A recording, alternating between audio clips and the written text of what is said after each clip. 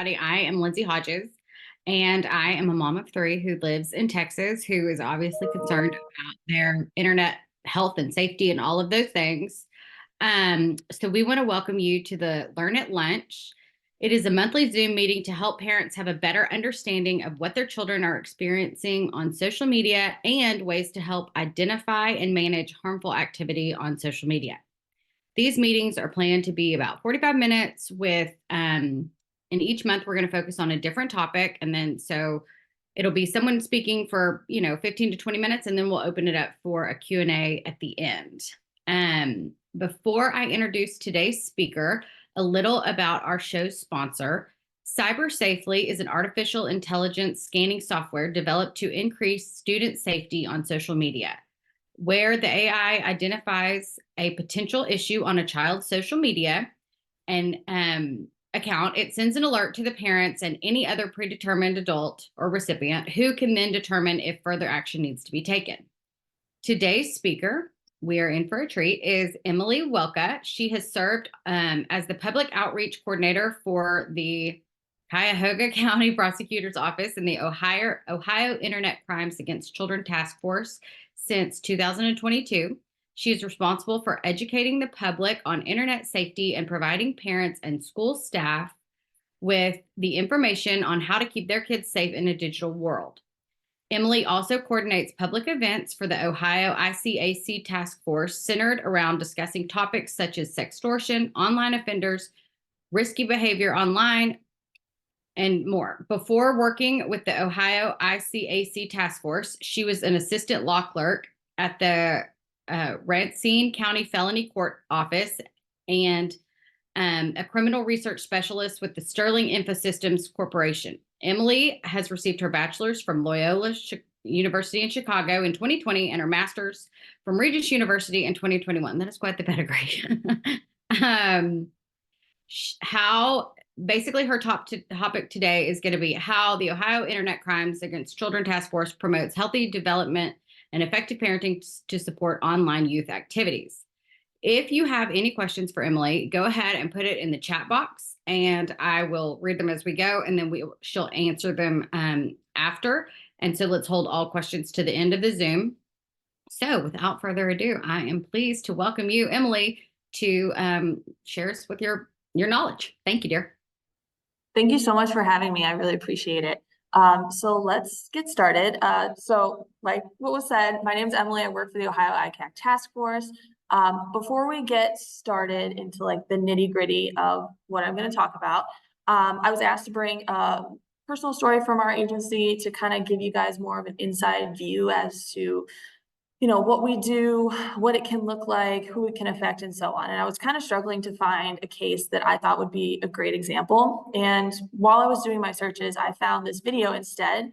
Of all places, it was on Instagram, which I thought was very interesting. But to me, at least, it really reflects what types of issues we're dealing with, number one. And number two, what our offenders actually look like. Because we all have preconceived ideas of people who offend on children, what their lifestyle looks like, different things that they might be involved in. And I feel like this video is very accurate in kind of doing away with those misconceptions and those preconceived ideas. So if you can't hear it, please let me know and I'll try to mess with the Zoom, but let's get started. When I was just starting out, it was harder. You really had to keep things hush hush. But then the internet came along and everything changed.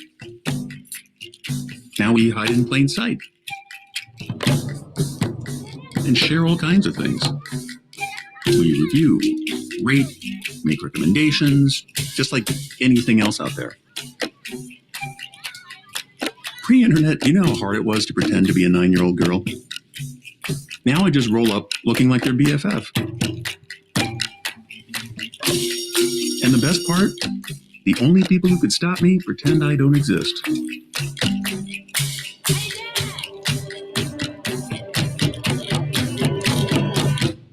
You ask me, there's never been a better time to be a monster.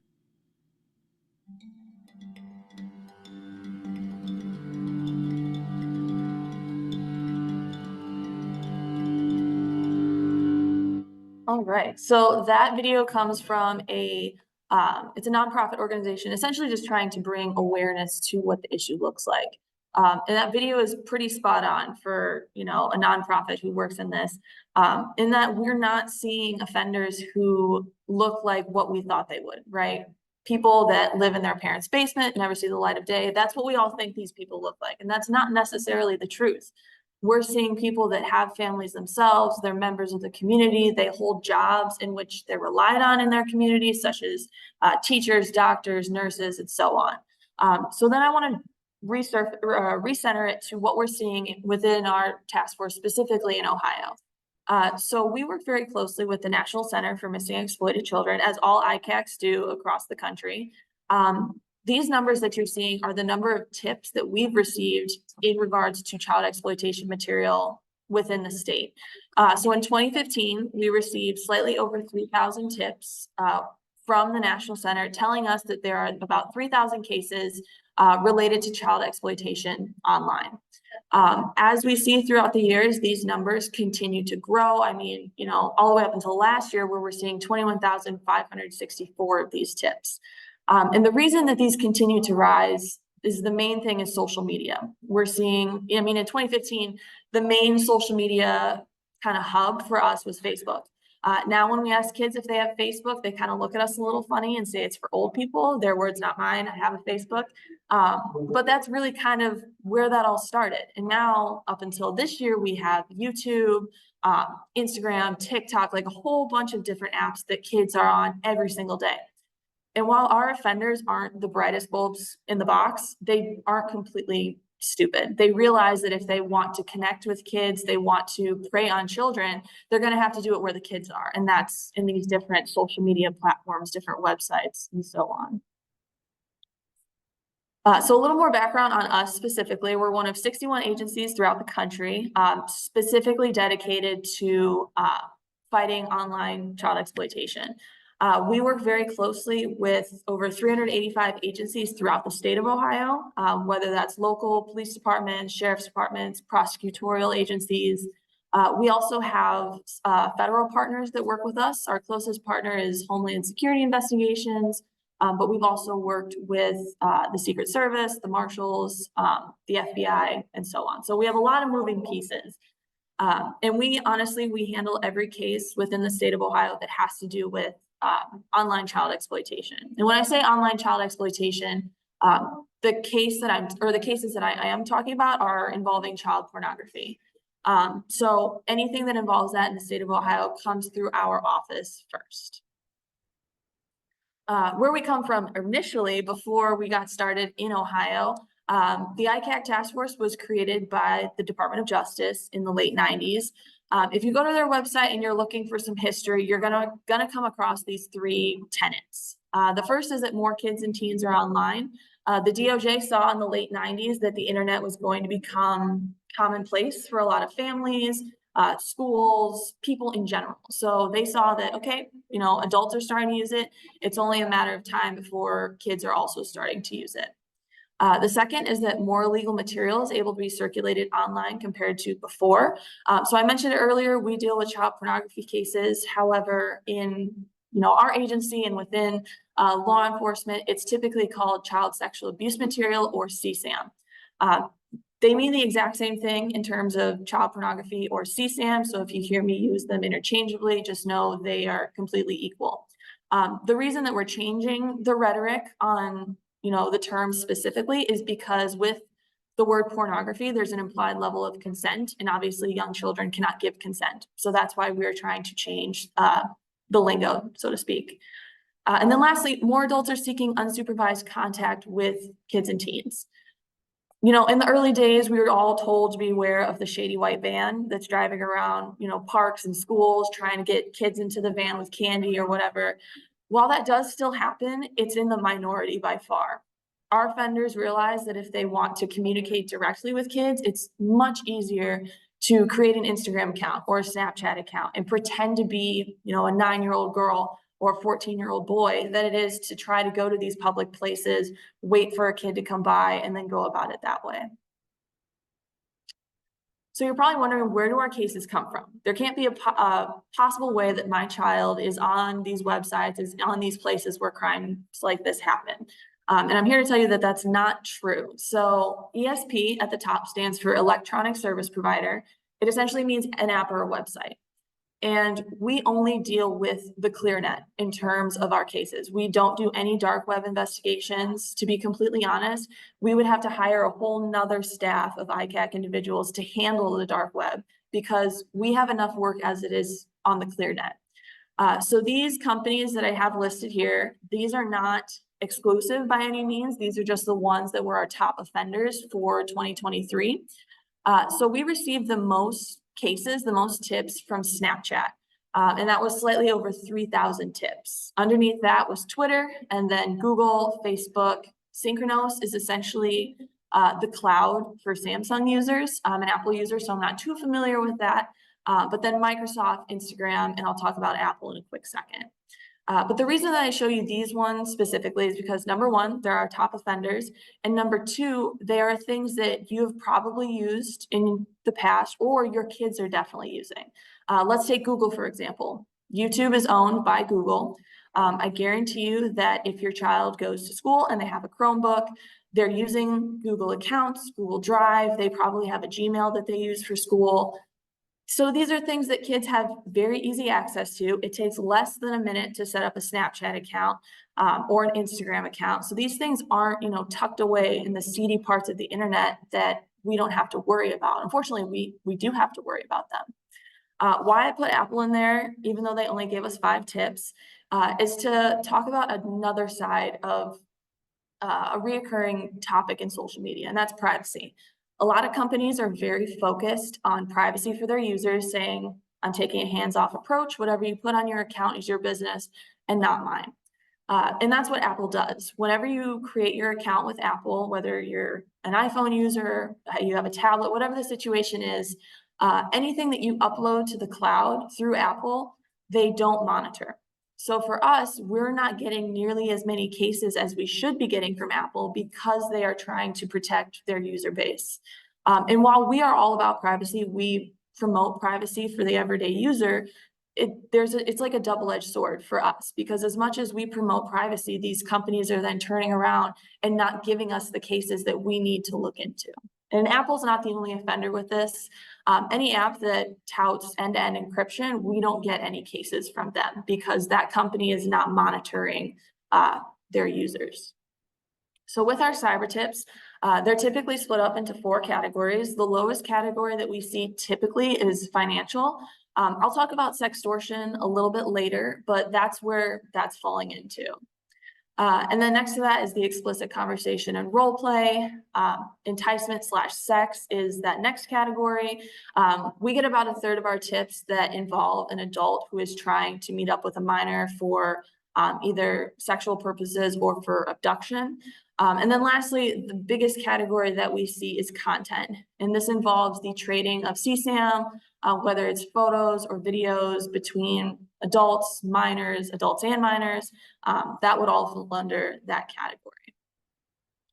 So that was a lot of the ICAC side of things. And now I'm going to kind of talk more about probably what you're all thinking about in terms of, what do I need to do to keep my kids safe? What are the areas that you think that should be policed a little bit more? And I want to draw our attention to social media specifically.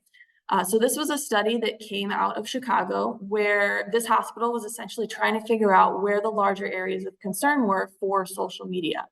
And they were able to split it up into 2 main categories. The first was what excessive social media took away from their children. So parents cited things such as there was a lack of sleep, there's a lack of face-to-face interaction, their schoolwork suffered, and so on. And then there was another category, which was what excessive social media exposed their children to. And they cited things such as hate speech, sexual content, cyberbullying, and so on. With this study specifically, though, there was a much larger emphasis on what social media was taking away from their children versus what the exposure was. So these are some of the graphs within that study that I thought were important to highlight. So like I said, there's a huge emphasis on not sleeping enough, what social media is taking away from my child. But in terms of the behavior that was cited that was inappropriate, that kids were exposed to a lot more, was too sexual of content. And we do see this with, the social media that's around right now. Celebrities are sharing scandalous content. It's easier than ever to go on Google and just Google what is sexting, and you'll get tons of articles on what it is, how to do it, and so on. With this study, the conclusion was that not all screen time is equal. And unfortunately, the internet is here to stay. We can't really get around it. Kids are going to be exposed to it, if not in the home, then at school, or with their friends. There are tons of different avenues in which kids are going to kind of figure out how the internet works. So for us, we need to try to weigh the good with the bad, in that the internet does promote certain positive things. It enhances social support, it facilitates social connectedness, but on the flip side of that, it does emphasize social comparisons. That lack of in-person interactions can be harmful. So for us, we need to kind of weigh, like I said, the good with the bad. Do the offline vulnerabilities outweigh what we can gain from being connected with people online? And something that they cited specifically that they were looking with was cyberbullying, and how that offline vulnerability, if someone is being cyberbullied online, it's even more so in person and in real life. So for us, it's trying to gain that balance between, being able to have our child be connected, but also keeping them safe. And with that, we really emphasize rules and boundaries. And these are ongoing conversations with your child. They can't be just a one-time sit down, say, you need to use these settings, unlocking this, unlocking that. They have to be ongoing conversations, because that's what we see the most success with in terms of kids who grow up and are able to go online and, operate it safely. So these boundaries can include time limits. They can include who they interact with, whether it's just family, just their parents, kids from school, and also what apps and sites that they can use. And with these boundaries come privacy settings. So a lot of parents do emphasize privacy settings with their kids, which is awesome. That is really what we're looking for. But on top of that, we need privacy to also be going through that contact list and going through that follower list. Because it's not enough to just have your privacy settings in place, but then to friend everyone under the sun. Because then it kind of negates the whole thing. It doesn't really matter then if you use privacy. And talking about privacy with your children isn't necessarily a straightforward concept. It can be a little bit more fluid in the eyes of your child, especially now that with social media and with those added pressures to have followers, have likes, a lot of kids don't use privacy settings or don't really monitor who their followers are because that is their mindset. So we really emphasize that it's super important to add context clues as to that conversation. So maybe it's sitting down with them and looking at what they posted online saying, hey, there's a lot of information in this picture you've put out there. Do you see why that's a bad idea? Or how can you tell that this is maybe not the best idea? But the conversation still comes down to, how do I know what my kids are doing online? And with this, I have a very quick story. There was a mom who could not figure out Fortnite. For the life of her, that was like the thing that she could not figure out, but her kids loved to play it. So how she kind of got her clue into that world was that she had a Friday night game night where her kids were able to play Fortnite, but she played with them. So that was how she figured out how to get on the game, how to friend other people, how to join, conversations or chats or different games. And that was like her into their world. So why I bring up this story is because I think it's a great example as to what we actually have to do. We can't just give our child a device and say, okay, you're old enough for Instagram, figure it out. We have to go with them on that journey. We have to download it with them. We have to create that account with them, follow them, friend them, use those apps and use those websites that your kids like to use. Because number one, it's going to help you understand them better. And number two, it's going to give your child that trust to come with you saying, hey, I was on this app. We've used it together before, but this thing happened. I need help with this, or I need help with that. So I want to circle back to the demand problem, because with Ohio specifically, we don't have a sexting statute. So a lot of times if there's a cyber tip, or any kind of tip that involves a sexting case, they will come to us as well. Even if it involves two minors, it was sent consensually. For Ohio law, we still are notified of those cases. So these are some statistics that involve sexting in teenagers. But with this, I want to share another quick story. I'm all about the stories. So as a task force, we were able to sit down with a group of high schoolers. They were all part of varying student council organizations, but we asked them, we're like, are these issues as big of a deal as we make them out to be? Because we see the worst day in and day out. So for us, there's a lot of urgency that comes with having these conversations. And one individual spoke up and he said that of the people that are caught by, school resource officers, staff, their parents, who are reported by other people, they represent a very small percentage of the total people who are actually taking part. And we see this in the presentations that we give. I mean, schools will tell us, whether it's a high school, a middle school, in some cases, elementary schools, where kids are sharing inappropriate pictures of themselves and inappropriate videos. And so for us, we're kind of changing the narrative on how we've approached it. For the longest time, it's been a lot of fear-based tactics, but now we're kind of changing that up and trying to approach it more as these are the different things that could go wrong if you choose to act in this way. The biggest thing is that we do emphasize that there is a legal penalty. They're not going to be, tried as adults, but there is a little bit of a legal penalty that comes with these sexting cases. This photo can be passed around without your consent. In more serious cases, it can lead to financial sextortion, which I'll talk about in the next slide. But there are a whole slew of reasons why kids nowadays need to start saying no instead of just conforming and continuing to uphold this social norm. So sextortion is essentially when an offender, it's usually an adult, poses online as someone they're not, and convinces a minor to send sexually explicit photos or videos to them. Once they have that material, they can either threaten the child saying they want more content, or they could threaten them with extortion, asking for certain sums of money. Otherwise, they're going to leak the photos or leak the videos. The national demographic that we're seeing the most in terms of our victims are males ages 14 to 17. However, in Ohio, and I guarantee you a lot of other states, we see a 50-50 split. It happens to all ages. It happens to girls, boys, teenagers, middle schools. It doesn't really matter. We're seeing it all over the map with us. So these are from a case that we had about 2 years ago now, slightly under 2 years. On the left there, it says cyber tip line report. So how this case unfolded was we were notified that a sextortion case was unfolding via Instagram. So we got that report on the left saying that it was a high priority, time sensitive, we need to look into this. So when we looked into this case, what it involved was a 17-year-old male who was messaging on Instagram someone who he believed to be was a 16-year-old female. From our end, we still haven't identified this offender.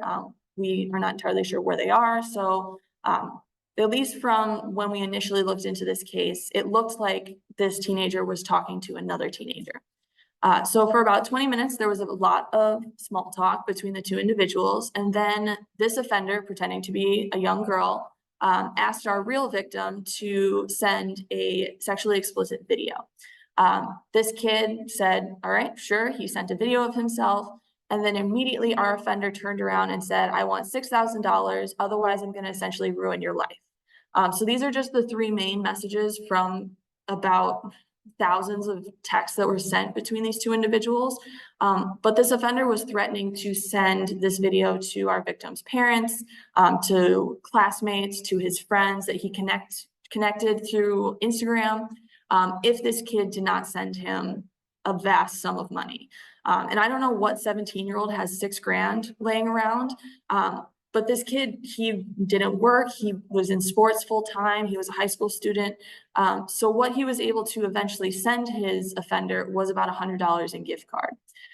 Even after that money was sent, this offender continued to harass this kid and continued to message him over Instagram. And this is how the conversation started. So if you're wondering, how does someone fall prey to that? How do they, fall for that at all? It starts off very average and mundane. These offenders aren't just jumping in and saying, send me all your money. Otherwise, I'm going to leak your photos, because any kid can be like, well, I've never talked to you before. How do you have these pictures? And so on.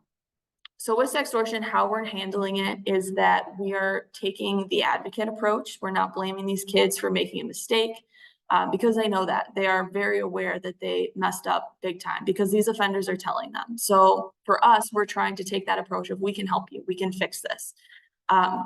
We don't emphasize continuing to talk to the offender because they really haven't responded in any way that is beneficial. These offenders continue to message saying they don't care, they want money, they don't care who they're talking to, what happens to them, and so on. We emphasize screenshotting messages, except the photos, obviously, screenshotting the offender's profile page, gathering as much information as possible, and then using that info to then submit your tip or your report. So if you're doing it through the National Center, this is the website that they have the reporting system on. It's report.cybertip.org.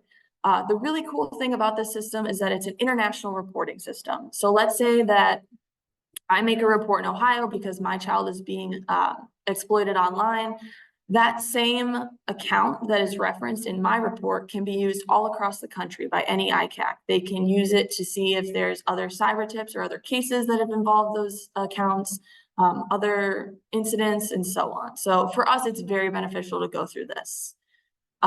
This is just another example, but documenting an incident, it's very similar to documenting a case of sextortion, and that just document everything and send in a cyber tip. I'm just going to go through some additional resources, so feel free to write them down or save them, but missingkids.org is the National Center's general website. They have a lot of great tips on there, great conversation starters, broken up into age differentiated categories. These are some more resources, very similar to each other, but I still like to throw them up there just in case you're looking for, as much information as possible. And then these are just a couple more. There's no shortage of resources in this presentation, but.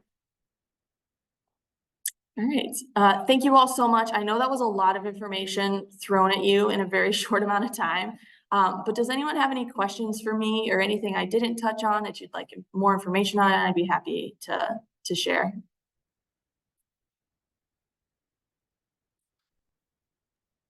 Okay, I'm trying to pull up the chat feature to see if somebody messaged in there. I will stop sharing my screen as well. That might help. Yeah. Yeah. Perfect. So if anybody has a question and you don't want to ask it, you can just chat it, or if you want to just unmute yourself real quick and ask her, that might be easy too. So I'll give everybody a second. Does anybody have a question for Emmaleigh?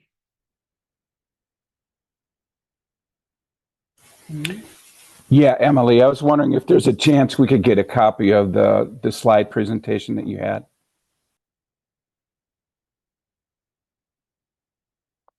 Sorry about that. Yes, absolutely. I will send that over as soon as we're done. Thank you.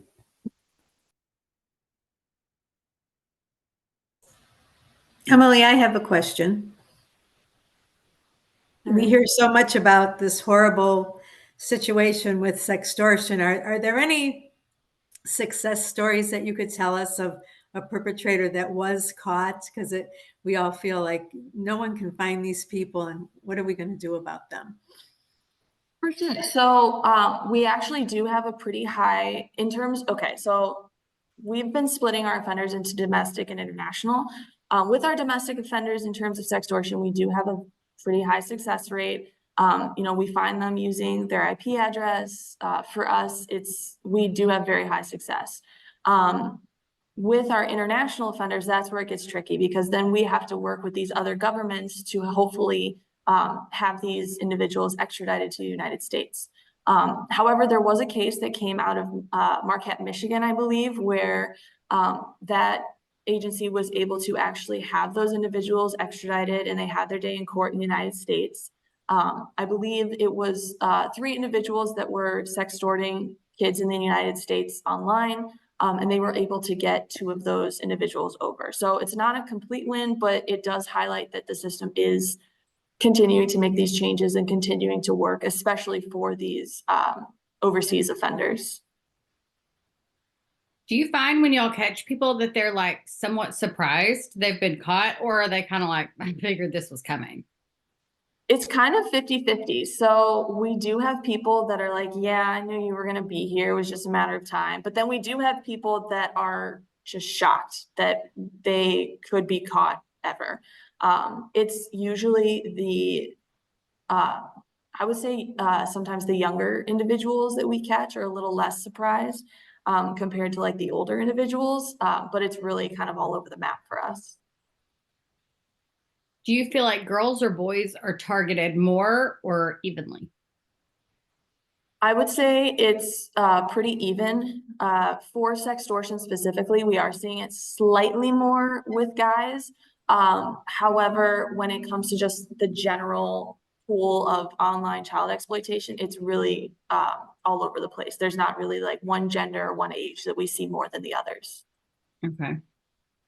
And a question for you.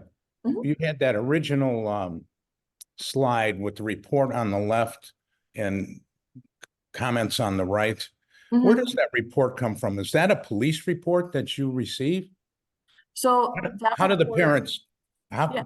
right, how do you find out about that? How does someone able to help their kid, I guess?